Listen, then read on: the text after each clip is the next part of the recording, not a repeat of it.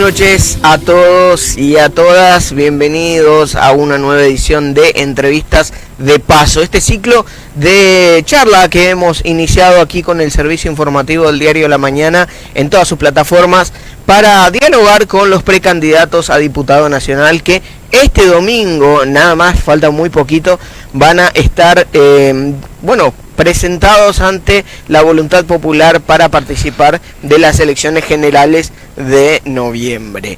Bueno, hemos hablado ya con Fernando Carvajal, hemos hablado con Gabriela Neme y en esta oportunidad tenemos al candidato en primer orden titular del Frente de Todos, estoy hablando de Ramiro Fernández Patri.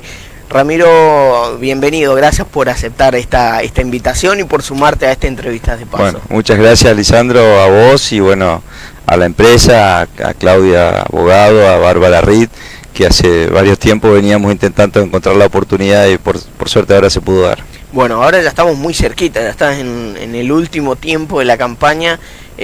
¿Cómo ves las elecciones tan cerca? Bueno, la verdad que nosotros creemos una campaña muy positiva, hemos ido de menor a mayor, hemos trabajado en equipo, los cuatro candidatos, tanto titulares como suplentes del Frente de Todos, hemos recorrido gran parte del territorio provincial, hemos tenido la posibilidad de interpelar al pueblo gracias al avance de la campaña de vacunación. Pudimos hacer encuentros presenciales, también tuvo mucho de virtualidad, creo que fue un 50 y 50, y nos sentimos muy confiados de haber hecho un buen trabajo, de no haber entrado en una campaña sucia. No me han escuchado a mí hablar de temas de descalificaciones personales a ninguno de mis adversarios políticos. Sí he discutido sobre proyectos, sobre criterios de la política o decisiones que han tomado en términos políticos, y creo que es la forma en que tenemos que nosotros los dirigentes también revalorar y prestigiar a la política, que muchas veces en la sociedad ha perdido cierto valor, ¿no?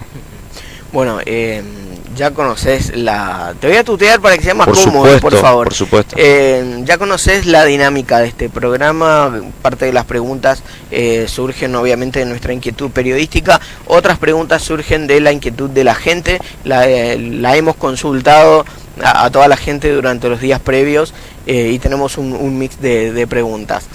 Bueno, debo decir que corro con una desventaja, porque no tuve tiempo de prepararme con ese bagaje de preguntas y lo que salga va a ser totalmente natural, y tampoco tuve la oportunidad de escuchar ni a la doctora Neme ni a Carvajal lo que han dicho en este programa, así que bueno, va a ser muy espontáneo lo que yo pueda comentar. No, igual lo de ellos también fue, se encontraron en este momento con las preguntas, bueno. no las leyeron antes ni nada. Bueno, la primera pregunta en tu caso es distinta, porque a ellos yo les preguntaba, en caso de llegar al Congreso de la Nación, ¿qué significarían para Formosa? Bueno, en tu caso vos vas por la reelección, tenés un mandato vigente, y cambiamos el condicional por esta pregunta. ¿Qué ha significado para Formosa tenerte como diputado nacional en estos 4 años?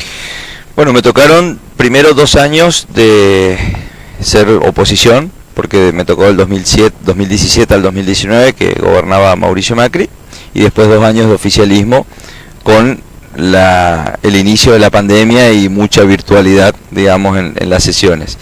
Los primeros 2 años para mí la verdad que fue difícil, porque yo venía de ser funcionario del gobierno provincial, donde siempre fui oficialista, había sido diputado provincial también siendo oficialista, y bueno, me encontré de repente en esa situación donde gobernaba el neoliberalismo en la Argentina, donde había muchas leyes que nosotros entendíamos que iban contra de las grandes mayorías populares, que iban contra el federalismo, presupuestos que nos dejaban afuera de obras estratégicas, nos pasaban el acueducto 5 años a futuro en un presupuesto, cosa que nunca habíamos visto, aparecían los PPP, que eran programas de planificación, de participativo entre público y privado para las obras, algo nuevo que existía, y bueno, tuvimos que hacer una resistencia como legisladores a esa movida neoliberal de la Argentina, y bueno, no fue sencillo, pero bueno, levantamos nuestras voces.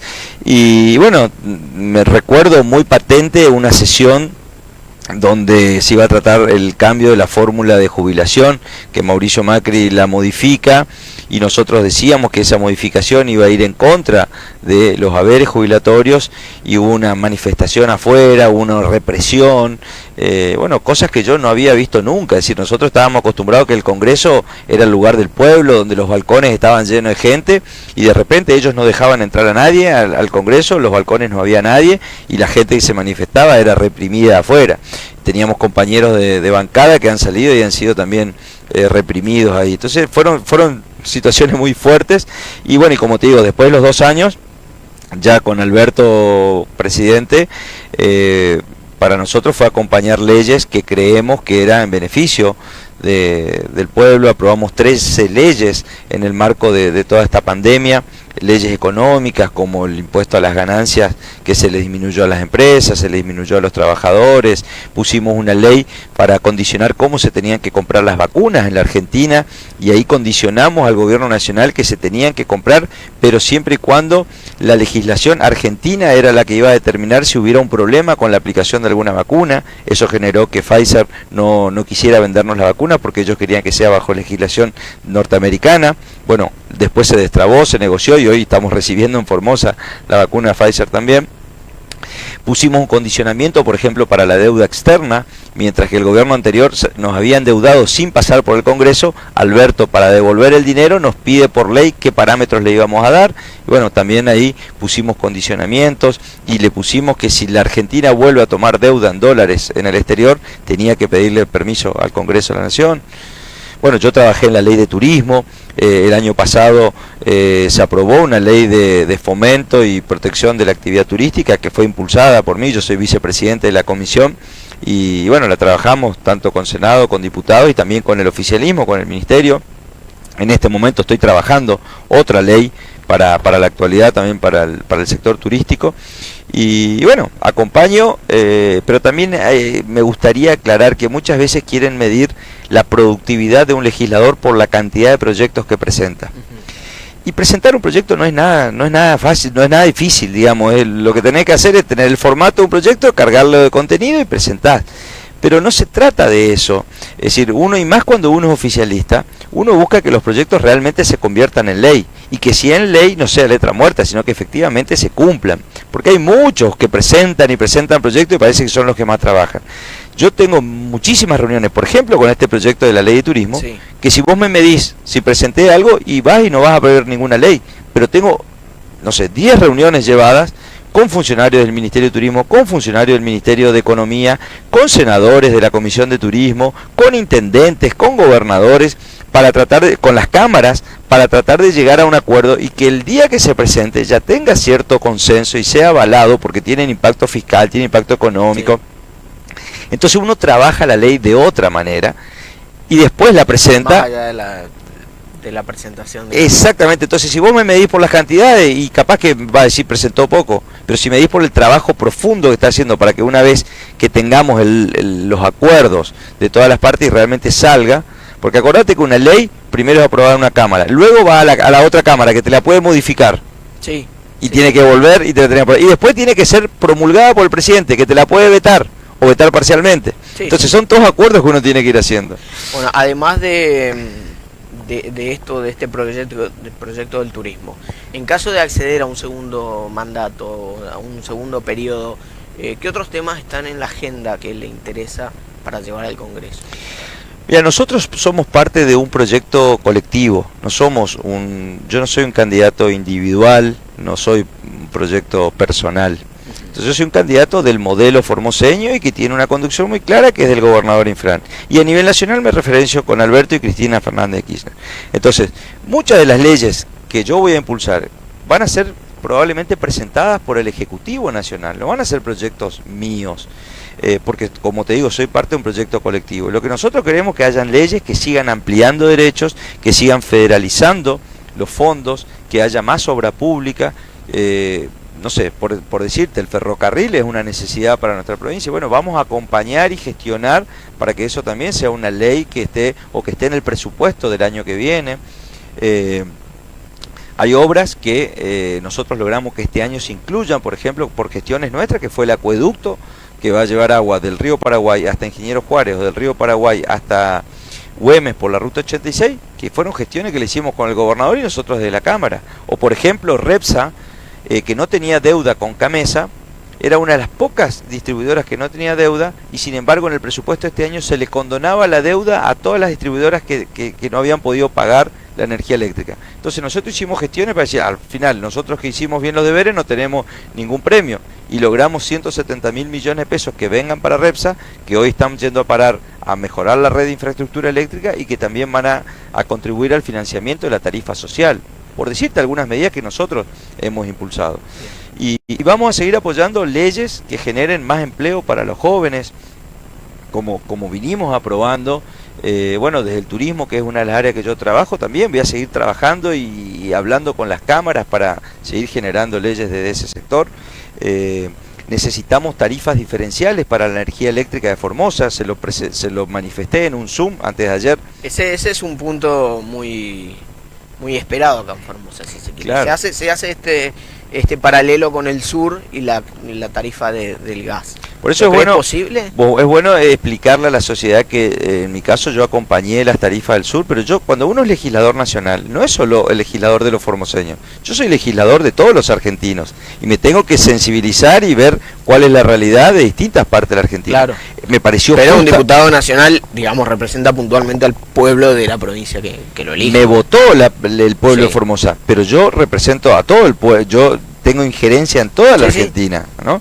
Entonces, yo no puedo desconocer una realidad que viven las personas del sur y que me parece justo que, habiendo tarifas que le habían eliminado los subsidios, que estaban altas y que hacía mucho frío, que podamos lograr una tarifa diferencial para el sur.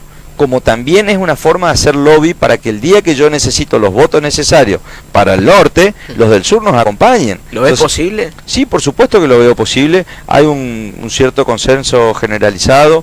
El senador Mayán fue una de las voces más fuertes del Senado en plantear esto cuando tratamos la tarifa del gas, y se lo manifesté al presidente y también nos dio el apoyo para eso, ¿no? Bien. Recién hablabas de formar parte de un modelo, de un proyecto, y venís de la presentación de un libro sobre el tratamiento del Estado provincial y el modelo formoseño también a la pandemia acá en Formosa. Y te quería preguntar eso, ¿qué análisis haces del tratamiento que tuvo en Formosa la pandemia? La verdad que lo que acabamos de vivir en ese acto me pareció algo trascendental. Que se pudo haber plasmado en un documento, algo que le quede a las generaciones futuras, porque esta pandemia nos puso a prueba a todos en general, pero a los estados en particular, y el estado formoseño se puso a prueba, y lo que demostró es que el modelo formoseño permitió hacer lo que hicimos, porque muchas de las cosas que se pudieron hacer, las atenciones que se pudieron hacer en el interior, necesitaban que los hospitales tengan agua, y para tener agua hubo obras del manejo de los recursos hídricos que empiezan allá en el río Pilcomayo y que todos los años se canalizan para que lleguen a los pueblos, se potabilicen. Hubieron hospitales que estaban construidos por el modelo formoseño. Cuando se tuvo que hacer centros de asistencia preventiva, habían escuelas que ya estaban construidas. Cuando tuvimos uno de los mejores hospitales de prevención del COVID y de atención, no tuvimos hospitales de campaña nosotros como hubieron en muchas provincias que instalaron hospitales móviles que no tienen la misma atención y complejidad que puede tener un hospital como Levita, que no fue fruto de la pandemia. Ese hospital hace 10 años se venía construyendo. Y los formoseños lo tuvimos y vino Alberto Fernández a la etapa de la inauguración. Entonces yo creo que hubo un Estado que estaba preparado, pero por trabajo de muchos años atrás, y también porque vos podés tener todo el equipamiento, todo el dinero y todas las posibilidades, pero sin un liderazgo político, todo eso no sirve. Quedó demostrado en Inglaterra que tenían equipamiento, tenían dinero, pero no había un fuerte liderazgo político y tuvieron un montón de casos. Bueno, Formosa, si vos lo comparás con lo que hizo en el 2020, fue exitosísimo. Se sacó un 10, digamos, un fallecido, 200 contagios, con medidas estrictas, sí. Bueno, a partir de lo que todos conocemos, de que se metió la oposición y la justicia y los habeas corpus, bueno, en 15 días tenían que entrar 9.000 personas, de las cuales sabemos que 9.000 no eran 3.000. y de las 3.000 la mitad no tenían domicilio en Formosa. Entonces hubo una operación política por parte de la oposición y abogados de la oposición que avalaron, y hubo un juez que jugó a favor de ellos, porque resulta que había personas que estaban inscriptas para entrar y se les decían que espere, y por un habeas corpus el juez los hacía entrar por el costado de la cola sin tener en cuenta todos los que estaban esperando, salvo cuando ya vino el fallo de la Corte Suprema, que sí dijo, bueno, en 15 días tienen que estar todos los que están en la cola, y dijo la Corte Suprema que no era inconstitucional lo que el gobierno formoseño pretendía, que la potestad de la política sanitaria es de los gobiernos provinciales, cuando el juez había dicho que eran inconstitucionales las medidas. Bueno, la Corte dijo que no eran inconstitucionales, pero sí que tenían que entrar. Bueno, el gobierno cumplió con eso, y bueno, y a partir de ahí, y a partir del 5 de marzo, cuando se da estas manifestaciones, cuando no teníamos la vacuna, a partir del día 15 de marzo, el libro lo explica, empieza a aumentar la curva de contagios y las muertes en Formosa. O sea que hay una responsabilidad. Le iba a hacer una pregunta de las medidas, pero ya que habló del 5 de marzo, quería preguntarle qué opina de todo lo que ocurrió ese día. La verdad que es un día para el olvido, porque hubo sectores políticos que incentivaron esas movilizaciones, insisto, en momentos que no teníamos la vacuna, que generaron, digamos, atropellos al orden público, y bueno, lo que hizo la fuerza pública es tratar de restablecer el orden y hacer cumplir la ley. Bueno, pasó lo que pasó, que la verdad que es muy lamentable lo que pasó ese día. Bien, y volviendo a las medidas, ¿hay alguna medida que considere que pudo haberse hecho de alguna otra manera o con la que no esté tan de acuerdo de todas las que se tomaron aquí en la provincia? Primero hay que tener en cuenta que en esto no teníamos experiencia nadie de cómo se tenía que tratar esto. Tenemos que tener en cuenta que el ánimo de una persona ante el desconocimiento de un virus que te puede matar no es el ánimo normal de una persona racional. Entonces creo que fueron condimentos para que las medidas restrictivas a tus libertades y que te lleven a un lugar que no es la comodidad de tu casa, tampoco es un sanatorio de alta complejidad, sino que estás en un estadio, estás en una escuela, generaban cierta incomodidad en las personas, y también el sistema de salud estaba desbordado. Por ahí no teníamos todos los especialistas, asistentes sociales, psicólogos que le estén explicando de la manera adecuada, en el momento adecuado a las personas, las medidas que se estaban tomando, y eso pudieron hacer que esas personas, salidas de su eje natural, hayan tenido reacciones y se haya generado eso. Entonces, sí, por ahí hubiera sido bueno que pudiéramos haber tenido más especialistas, que se les explique de otra manera, pero estábamos todos desbordados, y lo que sí creo que el gobierno fue tratando de hacer todos los ajustes necesarios para, bueno, darle la tranquilidad a todas esas personas, que fue difícil, porque también, Lisandro, tenés que entender que en provincias vecinas o en países limítrofes, con muchos más casos de contagio, con muchos más casos de muerte, tenían menos flexibilidad, o sea, estaba más flexibilizado, podías hacer más actividad. Entonces era difícil decirle a los jóvenes, no, acá no pueden salir, pero miraban que en Corrientes sí se podía salir, y era la historia del huevo y la gallina, porque nosotros, ¿de qué decían? Si acá no hay virus, si acá no hay circulación, las madres decían, ¿por qué no los chicos no van a las clases? ¿O por qué no podemos ir a los bares si acá no hay todavía circulación viral? Y bueno, era la historia del huevo y la gallina. No existe circulación viral porque justamente no nos estamos moviendo, no estamos yendo a las clases, no estamos yendo a los bares, y esa era la discusión en la que entramos y que fue difícil de entendernos entre los formoseños, creo. Bien, volviendo a lo electoral, sí.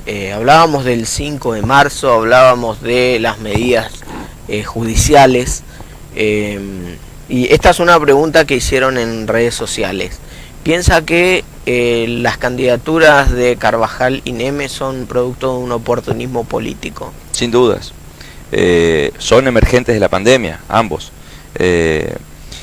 La concejal Neme tenía, fue llevada a ese cargo en el justicialismo. Ella abandona el justicialismo y se opone al modelo formoseño y y utiliza la pandemia para ella mostrarse como una líder de los rebeldes, y necesitaba el conflicto. De hecho, bastaba, o sea, ella necesitaba ir presa, necesitaba romperse un brazo para llamar la atención, y bueno, y eso le generaba todo lo que ella fue generando. ¿Se lo rompió a propósito?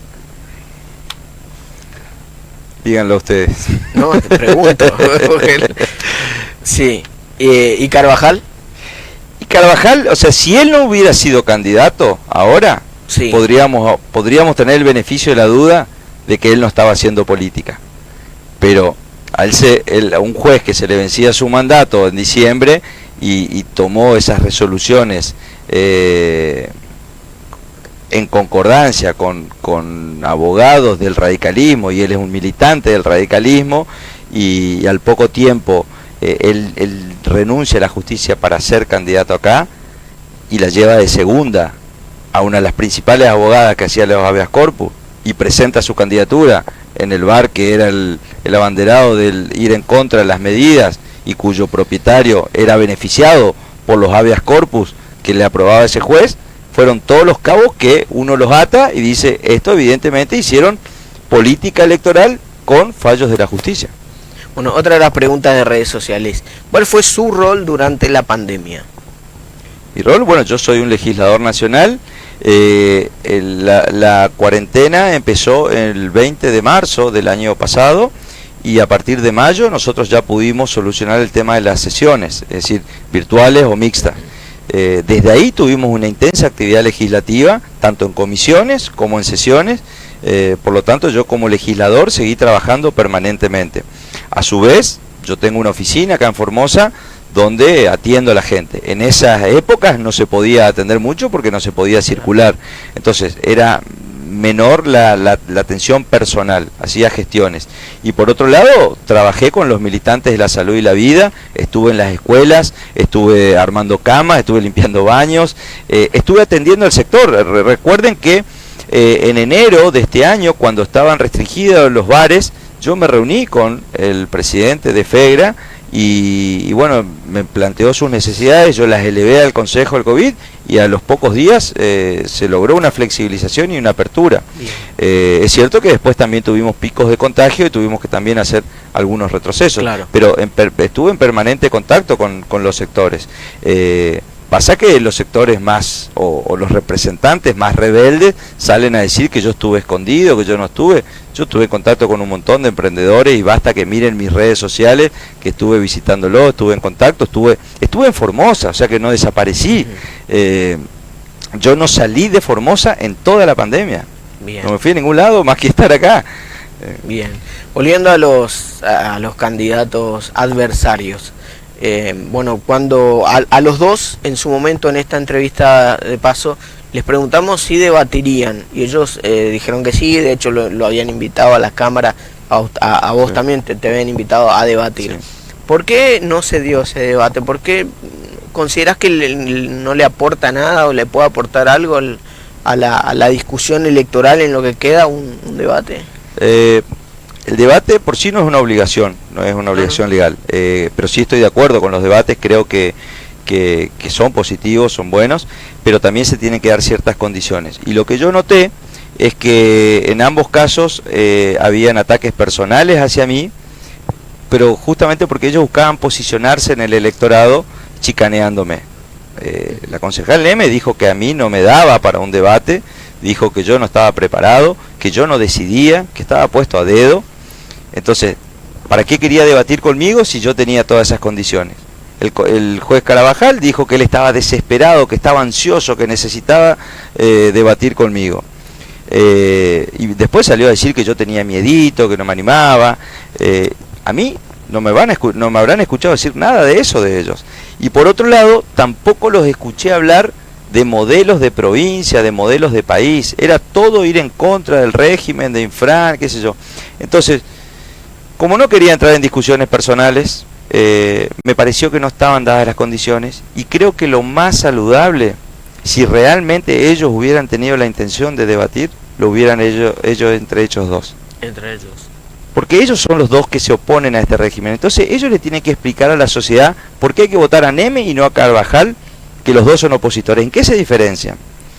Y fíjate vos que cuando a Carvajal el ministro González lo desafía para debatir, nosotros, acordate que somos parte de un proyecto colectivo, no somos un proyecto individualista. Sí. Entonces, que sea el gobernador, sea un ministro, sea un legislador, somos todos parte de un equipo que representamos ese modelo. Él quiere discutir el modelo formoseño y no se le animó, rechazó y dijo que no. Subió la apuesta en realidad. Bueno, pero fue una forma de rechazar. Sí. Digamos, no se le animó y dijo no quiere con el gobernador. Sabe que el gobernador no va a debatir con él. Entonces demostró con esa actitud que su interés real no es de debatir, porque él tenía una gran oportunidad de tener a un ministro que todo el mundo lo ve todo el día por la tele defendiendo al modelo, para él ahí demostrar que él tenía la verdad, pero no se animó. Entonces parece que el que tenía miedito era otro, no era yo.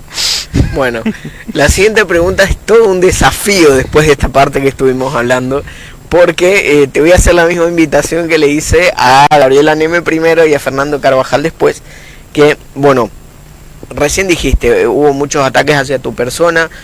Nosotros siempre decimos acá que hay, en una campaña política hay una parte de proyectos, una parte de propuestas y otra parte también es de criticar al otro, de hablar mal del otro. Acá en Entrevistas de Paso con el Diario de la Mañana queremos una vuelta de tuerca y decir una cosa buena por lo menos de sus adversarios. Una cosa buena de Gabriela Neme, una cosa buena de Fernando Carvajal. De Neme me parece que fue astuta, y de Carvajal jugado. Bien. ¿Qué le diría a los más jóvenes? ¿Qué propuestas pueden tener ellos? Este año se vio una tendencia de mucho protagonismo de un lado y del otro, ¿sí? De la oposición y del oficialismo, de los jóvenes en la opinión política más que en la vida política, pero también en la vida social de Formosa. Por un lado tuvimos a los jóvenes de Formosa Libre criticando las medidas, por otro lado tuvimos a los voluntarios de la salud y la vida trabajando, atendiendo, ambos lados importantes, más allá de los métodos, porque hubo jóvenes desde la oposición que han planteado las cosas de forma inteligente. No hay que dejar de reconocer eso. Y por otra parte los voluntarios de la salud y la vida, que me ha tocado ser testigo de asistir a los centros de vacunación y que atiendan como si falta una alfombra roja que le pongan a uno, porque lo hemos destacado también. ¿Qué les puede decir a ellos que han tomado tanto protagonismo este año de cara a las elecciones? Mira, Lisandro, yo soy un enamorado de la juventud y especialmente de la juventud formoseña. Y creo que hoy, que ya los ánimos están más calmados, que tenemos las vacunas aplicadas, que pudimos volver a la flexibilización de muchas de las actividades, nos llamemos a la reflexión. Yo si hay algo que me encanta ver es a los jóvenes emprendedores, a los jóvenes que ponen su propio negocio, que tienen sueños, que son creativos. Yo no creo en eso de que todo tienen que recibir del Estado. Sí creo que tiene que haber un Estado que iguale oportunidades. No todos los jóvenes tienen las mismas posibilidades. No todos pueden tener acceso a la tecnología, o pueden tener acceso a internet, o pueden ir a una universidad pública, o una universidad privada, digo. Entonces, yo creo que el Estado tiene que estar presente en muchos sectores de la juventud para igualar oportunidades, y que una vez que todos tenemos determinadas igual nivel de posibilidades, sea así el esfuerzo de cada uno, el sacrificio, la creatividad, la constancia, lo que haga que puedas lograr más o menos. Yo creo que en eso nos diferenciamos entre el modelo de un Estado presente y un modelo de un liberalismo que cree que el juego libre de la oferta y la demanda y el esfuerzo de cada uno tiene que hacer que triunfe el más fuerte. Entonces, en ese sentido, que entiendan que nosotros somos parte de un modelo que le queremos garantizar esas cosas mínimas, pero después no estamos en contra de que generen más emprendimientos, que hayan más bares. Yo fui uno de los que propicié el Formosa da Gusto, que generó desde el Ministerio de Turismo que tengamos una identidad gastronómica, y le dimos fuerza a todos los que tenían cervezas artesanales. En ese momento habían una o dos y las promocionamos, y hoy creo que hay 10, 12 emprendimientos y en buena hora. Desde la actividad turística propicié un montón de emprendimientos y me encanta verlos. Entonces, hoy que están más calmados los ánimos, decirles que no estamos en contra de ellos, que entendemos en parte la rebeldía que tuvieron algunos. Vos dijiste algo sutil, dijiste, hubieron otros jóvenes que que se expresaron de forma inteligente. Es decir, que hay algunos que no lo hicieron tan inteligente, digamos, sus reclamos, ¿no? Y hubo jóvenes Claro. que llamaban en redes sociales con armas, Claro, con espada, decir, quememos todo, y hay otros que, si bien estuvieron en las manifestaciones y tuvieron una postura dura, sí su planteo era mucho más hacia lo que estaba ocurriendo, Sí. y no... Sí, sí. Sí, no, por quememos supuesto, todo. yo entiendo. A eso me refería, ¿no? Pero No a perfecto. cierto sector. Yo entiendo que fue sumamente duro a alguien que tuvo que cerrar su negocio, pero bueno, eran criterios. Nosotros decíamos preferible salvar la vida a la economía, y esa fue una dicotomía que tuvimos, ¿no? Y nosotros creíamos que del Estado se le estaban dando algunas herramientas para sostener. Es cierto que no toda la economía está formalizada, entonces muchas de las medidas iban a sectores formales, y habían muchos emprendimientos y negocios que no podían recibir muchas de esas medidas. Claro. También. Te hago una cortita antes de ir al ping pong, que es lo último que tenemos en este espacio, que ya se nos está terminando el tiempo. Es, hagamos de cuenta que la lista del Frente de Todos, pasa los pasos, compite en las elecciones generales. ¿Sería un fracaso si no entran las dos bancas por parte del Frente de Todos? No sería un fracaso. Nosotros sí hoy tenemos una gran oportunidad, porque tenemos mucha fortaleza interna, porque tenemos una unidad que la oposición no ha logrado. Vos fíjate que tenemos unidad a nivel nacional, Cristina, Alberto, Sergio Massa, que realmente está sólida, unidad a nivel provincial, un gobernador que los 37 intendentes los acompañan, formó una lista de unidad con sectores fuertes dentro del justicialismo. El hecho de que Elena García y yo seamos los que cabecemos la lista es parte de una visión de estadista también que tiene el gobernador, de haber puesto a dos sectores que hace 2 años nos tocó una competencia muy fuerte en la ciudad. Sí, tuvieron un enfrentamiento muy yo creo que eso descolocó a la oposición. Nunca hubieran creído que Joffre y yo estuviéramos juntos peleando el voto, ¿no? Exacto. Y bueno, la verdad que hay inteligencia en la conducción, y hoy estamos codo a codo peleando porque sabemos que el adversario está enfrente, no somos nosotros en esta ocasión. Después habrá ocasiones que cuando haya sublema o en otros momentos serán otras instancias, pero en este momento entendimos cómo era la jugada, cosa que no lo entendió la oposición, porque si no, no se entiende que vayan por separado. Entonces ahí hay una fortaleza a nuestro lado y una desinteligencia de la oposición, porque vos acordate que para meter los dos legisladores nosotros tenemos que duplicar al segundo, y una cosa cuando la oposición está toda unificada, que el voto contrario a nosotros, que puede ser un 35, puede ser hasta un 40%, ponele, podría ser más si querés, pero ponele que es un 40, duplicarlo a un 40 es imposible. O sea que electoralmente la oposición jugó a favor de ustedes. Claro que sí. Bien. Claro, porque si ellos van juntos, para nosotros es mucho más difícil. Duplicar un 33% significa tener que sacar un 67, 68. Sí. Ahora, duplicar un 25% es sacar un 51%. Entonces se da esa doble situación. Mucha fortaleza nuestra. Nosotros consideramos que hicimos un buen trabajo en la pandemia. Consideramos que tenemos un modelo sólido. Hablamos de proyectos de gobierno, estamos alineados con un proyecto nacional, cosas que a ellos les cuesta. Fíjate vos que Carabajal dice que él no fue funcionario de Macri, decía, él trataba de despegarse de Macri, pero terminó yendo a sacarse la foto con Macri. Entonces Carabajal es Macri, no hay mucha vuelta. Vamos con el ping pong, que es lo último, Ramiro, y te agradecemos desde ya, muchísimas gracias que hayas estado acá.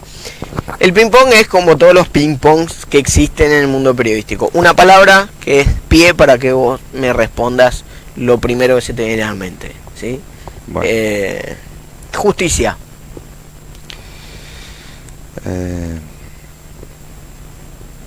Una necesidad. Bien. Oficialismo.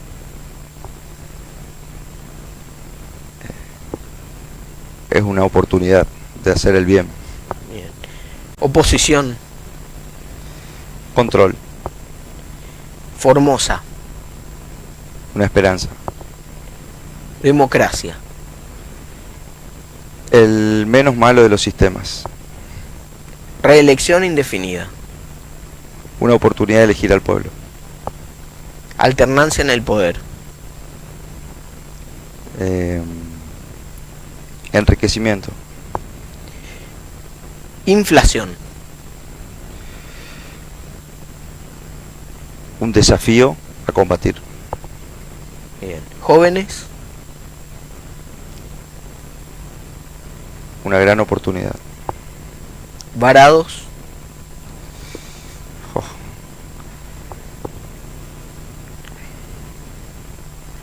Para mí fue, en este contexto, ¿no? Sí. Fue una creación artificial. Peronismo. Justicia social. UCR. Partido Centenario. Cuestiones de género.